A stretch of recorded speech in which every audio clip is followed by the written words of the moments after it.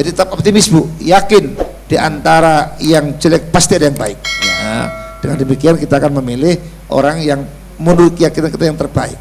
Yang penting Bu, jangan karena uang, jangan karena kekerabatan, tapi betul-betul kita yakini orang itu amanah.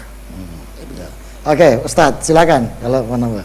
Ada ulama yang mengungkapkan 60 tahun dalam cengkeraman pemimpin yang dolim lebih baik daripada sehari semalam tidak ada pimpinan.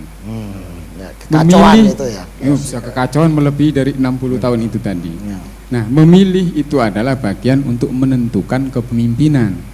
Soal salah dan tidaknya itu adalah tergantung dari bagaimana ijtihad kita. Di antara ijtihadnya itu tadi, kita pilih benar, kita cari betul-betul yang amanah, tidak kita terima uangnya, terus kemudian kita coblos orangnya.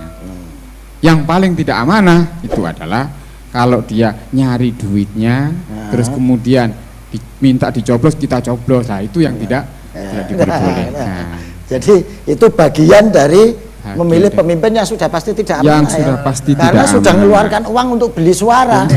Cara memperolehnya aja sudah nggak amanah dia. Itu berarti suara kita memang dijual oleh orang-orang pembeli suara. Maka bukan di situ tidak ada sistem kepemimpinan, tapi yang ada jadinya sistem transaksi jual beli suara. Baik, luar biasa. Nah, ini penting loh Pak Ustadz ya. Dengan di tengah sistem yang seperti ini, di tengah suasana yang seperti kan kita enggak bisa keluar dari sistem ini karena ini yang ada. Sehingga ada kaidah fikih, saya mungkin dijelaskan, pengen ini pertanyaan saya lebih lanjut, malam yutroku kulu la yutroku julu. Kalau nggak bisa diambil semua, jangan tinggalkan semuanya. Ini penerapannya dalam proses nasbul imam ini bagaimana? Iya betul. Memang dalam hidup ini ada suatu idealis, ya kan? Tetapi dalam realitasnya hampir pasti tidak bisa sepenuhnya. Itulah makanya betul ada kaidah fikih mengatakan ma la yatruku kullu la yatruku jullu. Kalau kita tidak bisa mencapai 100%, bisa 60%, nggak apa-apa 60%. Ya. Oleh karena itu, kalau pemimpin yang kita pilih ternyata tidak 100% amanah, ya paling tidak dia 60% lah amanahnya itu. Nah, maka disinilah pentingnya tadi istihad itu, ya. Dan sebaiknya istikharah lebih dahulu. Ya. Mohon petunjuk Allah. Saya yakin di antara calon anggota legislatif, calon presiden pasti ada yang mendekati amanah tadi. Ya. Dan kalau kita sudah istikharah, insya Allah bimbingan Allah yang datang. Nah, maka disinilah pentingnya sebagai warga negara kita ikut bertanggung jawab terhadap kelangsungan negara kita ini. Jangan sampai nanti justru kita nggak milih, malah yang milih orang-orang nggak benar, yang dipilih orang nggak benar juga.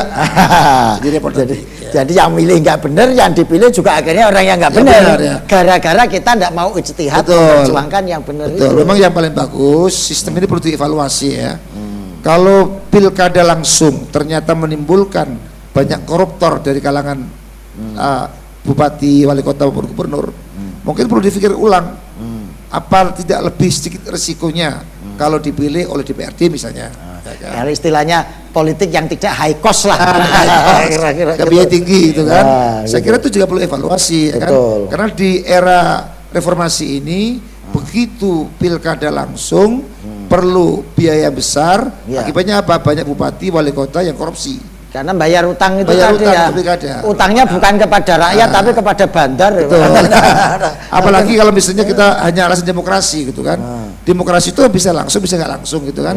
Itu masih debatable kan. Jadi saya kira cari yang lebih maslahat yang mana. Menarik sekali perbincangan kita soal pemimpin ini karena menyangkut nasib umat dan negara gitu. Baik, kita akan melanjutkan perbincangan, tapi jangan kemana-mana, kita kasih kesempatan yang satu ini untuk lewat. Masih bersama kami dalam Indahnya Pagi.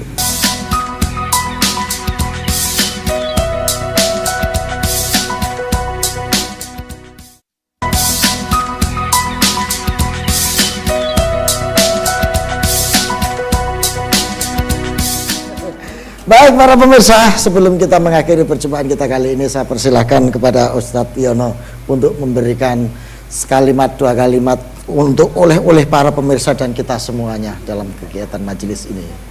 Simple yang ingin kami sampaikan sebenarnya bahwa kenyataan tren yang terbaru pada saat ini ingin berebut menjadi pimpinan rupanya sudah diprediksi oleh Rasul Shallallahu Alaihi Wasallam di dalam sebuah hadis yang sahih dikatakan bahwa innakum satahrasunal imarah wa satakunu nadamatan yaumal qiyamah.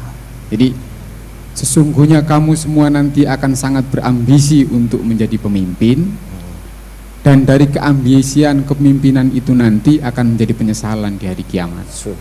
Dan pada saat ini sudah mulai terjadi. Kita lihat di mana-mana banyak spanduk-spanduk yang menginginkan dia dipilih sebagai pemimpin. Kalau dia amanah, maka dia akan menjadi orang yang baik dan mulia, karena pemimpin yang amanah akan dimuliakan oleh Allah, dan salah satu keistimewaannya adalah doanya pasti akan dikabulkan oleh Allah.